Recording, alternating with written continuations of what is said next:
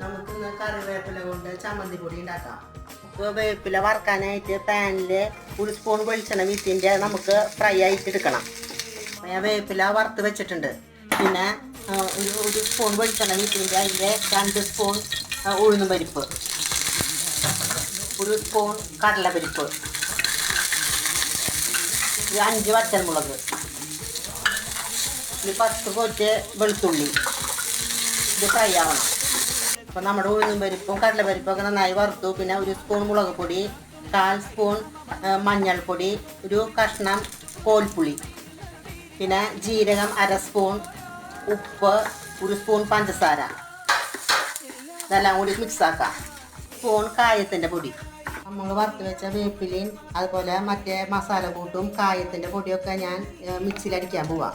ജാറിൽ നിന്ന് വേപ്പില പൊടി ഒരു പാത്രത്തിൽ എടുത്തിട്ടുണ്ട്. നമ്മുടെ വേപ്പില ചമ്മന്തി പൊടി റെഡി.